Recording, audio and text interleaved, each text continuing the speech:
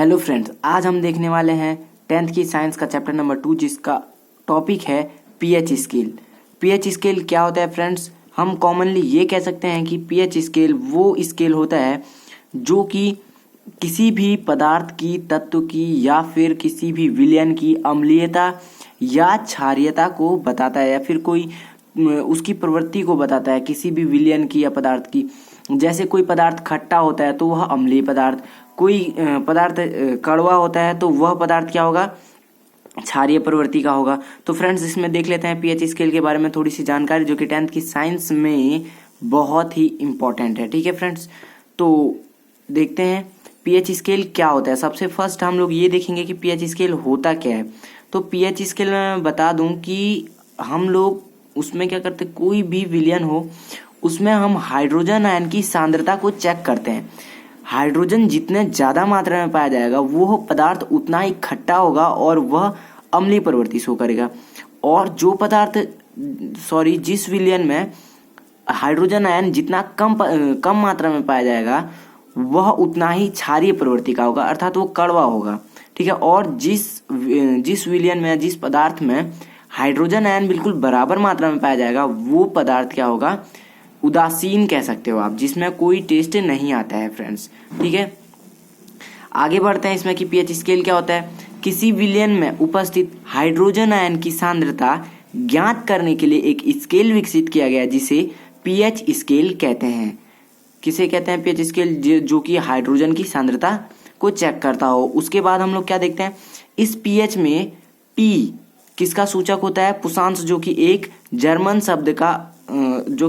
शब्द होता है जिसका अर्थ होता है पावर, यानी कि शक्ति।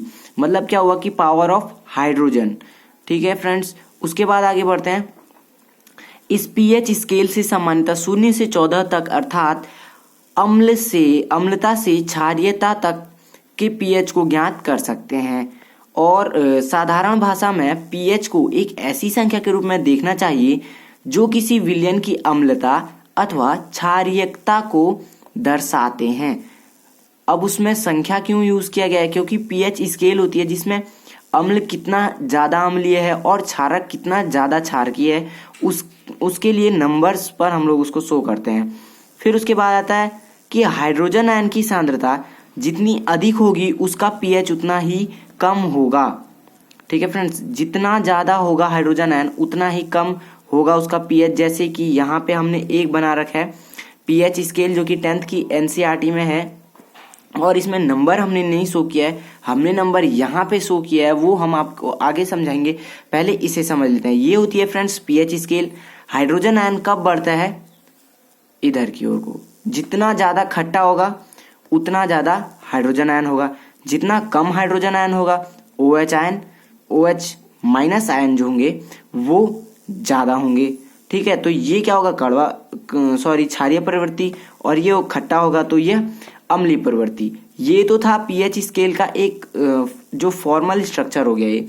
उसके बाद आगे बढ़ते हैं कि इसमें इंपॉर्टेंट चीजें क्या आती हैं जो कि एग्जाम में आती हैं।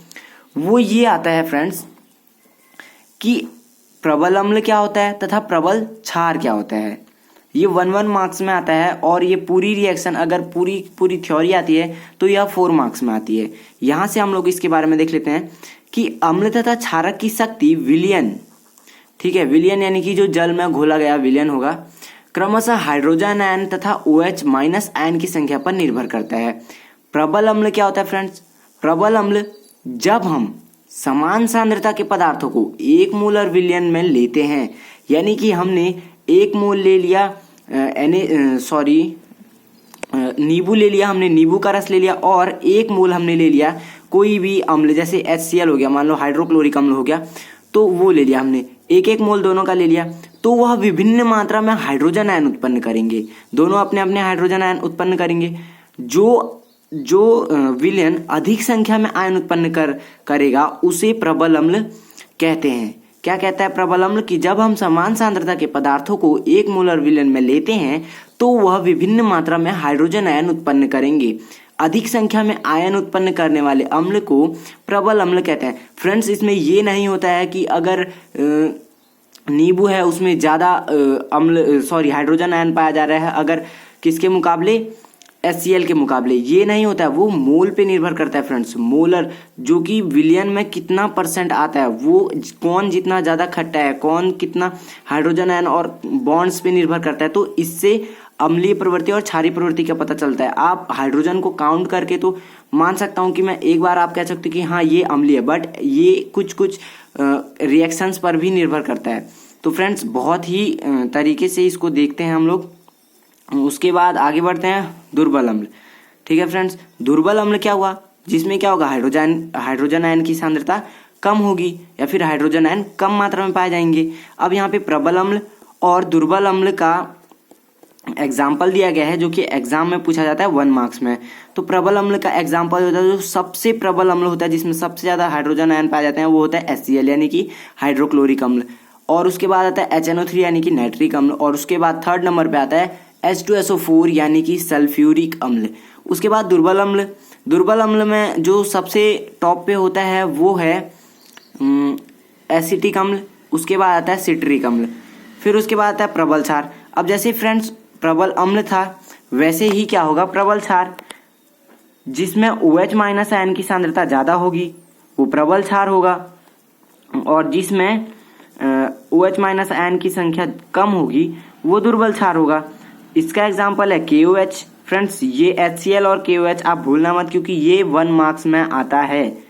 ठीक है फ्रेंड्स, और इसके बाद आता है दुर्बल क्षार। दुर्बल क्षार क्या होता है फ्रेंड्स, तो दुर्बल क्षार हम लोग देखेंगे कि MgOH का होल ट्वाइस, ये क्या हो गया, मैग्नीशियम हाइड्रोक्साइड। उसके बाद आता है कैल्शियम हाइड्रोक्साइड।